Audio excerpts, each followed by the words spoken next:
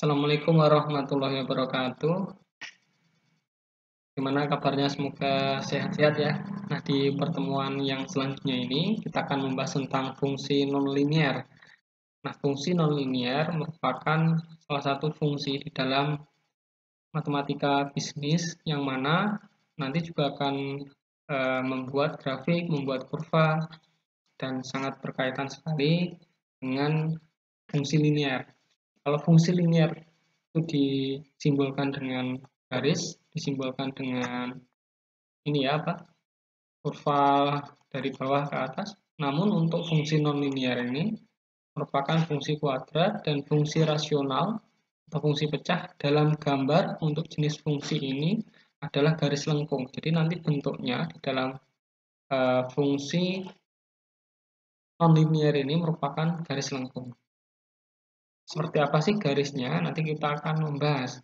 Nah, di dalam pengerjaan atau penjabaran fungsi nonlinier ini bisa kita contohkan untuk 2P min 4P. Kalau kita uraikan, kita jabarkan, itu hasilnya 6P dikurung, terus dikali 4. Nah, ini sama antara yang di ruas kanan ataupun ruas kiri, ini sama penjabaran. Itu juga dengan yang 2P kuadrat min 2P, itu juga sama 2P min 2 kali P. Nah, ini contoh untuk kurva atau grafik di dalam fungsi nonlinier. Jadi bentuknya ini ada seperti bentuk gambar U atau U terbalik.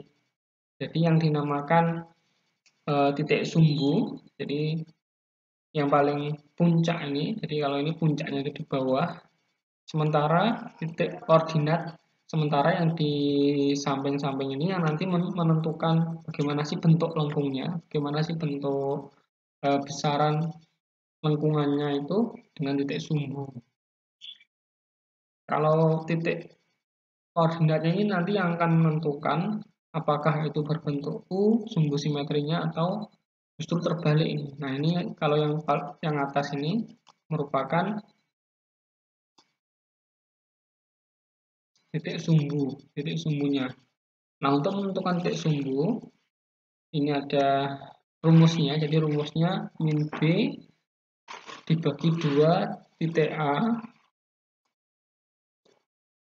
Ini untuk nilai X, mencari X, sementara yang nilai Y-nya, rumusnya min B kuadrat min buka kurung B kuadrat min 4AC kurung tutup dibagi 4A.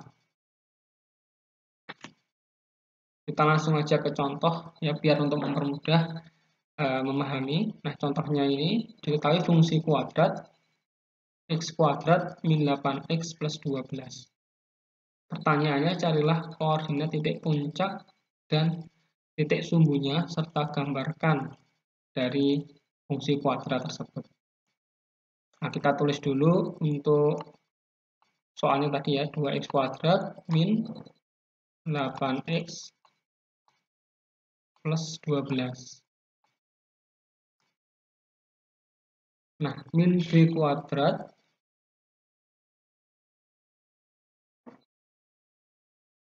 min 4AC dibagi 4A. Ini nanti untuk menentukan nilai Y-nya, sementara yang X-nya min B per 2A. Nah, untuk implementasi A, B, dan juga C-nya untuk rumusnya ini, tentu kalian harus tahu dulu dari persamaan ini. Jadi untuk nilai X kuadrat ini merupakan A, sementara yang min 8X ini merupakan B. Berikutnya untuk 12 ya, maaf, 12 ini merupakan nilai C-nya. Nah, dari A, B, C ini akan kita masukkan, kita implementasikan di dalam rumus ini, ketemu angka di samping ini. Jadi 8 ini merupakan nilai B-nya, min 8 ya. Min ketemu min jadi plus, sehingga langsung aja dibagi. Berikutnya, ini yang dikurung dikerjakan dulu, min 8 kuadrat 64. Berikutnya 4 kali 12, ini 48. 64 dikurangi 48, itu ada 16.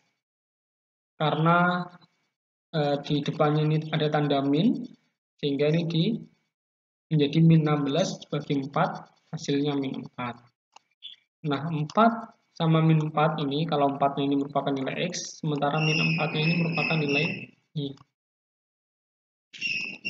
Nah, ini nantinya sebagai ya titik puncaknya. Jadi titik puncaknya ini ada 4 sama min 4.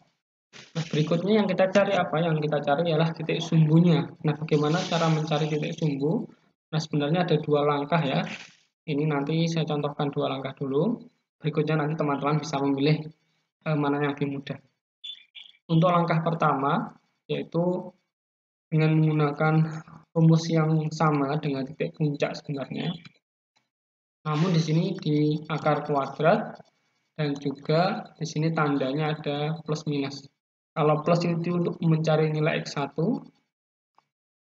sementara yang tanda minus ini untuk mencari nilai X2. Kita masukkan dulu min B karena tadi untuk nilai B-nya min 8 ya. Jadi min 8 ketemu min jadinya plus, terus B kuadrat min 8 kuadrat jadinya 64, terus 4 kali A kali C tadi 48. Jadi 64 kurang 48 16 akar kuadratnya itu ada 4 8. Jadi ketemu ini 8 tambah 4 dibagi 2 untuk X1 nya. Untuk X2 nya karena nilainya tadi min, jadi 8 min 4 dikurangi 2, sehingga untuk X1 nya nilainya itu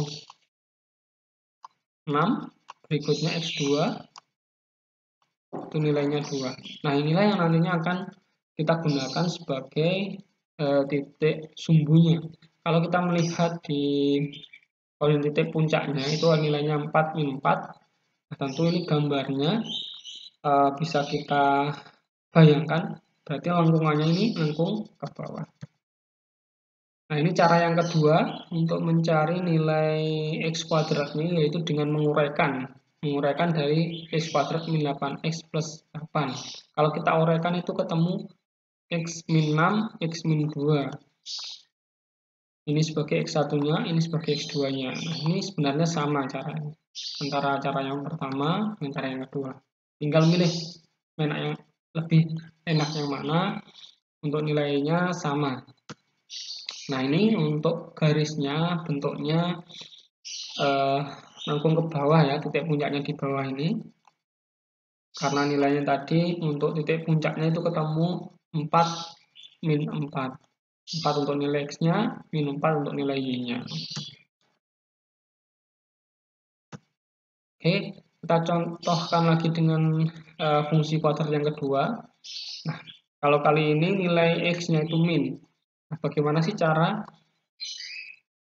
agar nilainya ini bisa diuraikan seperti itu? Yaitu bisa dengan membalik ya. Jadi yang ini dibalik di ruas kanan, sehingga nanti nilainya menjadi ini X kuadrat min 2X min 3.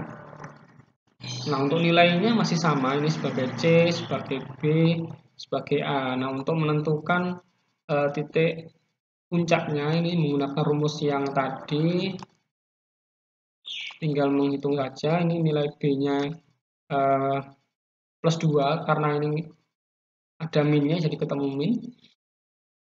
Terus untuk X kuadratnya ini min 1, sehingga hasilnya untuk titik puncaknya 1 sama 4. Berikutnya untuk mencari titik sumbunya, ini kita balik saja untuk lebih mempermudah, karena kalau min X kuadrat itu kan nilainya akan kesulitan nantinya.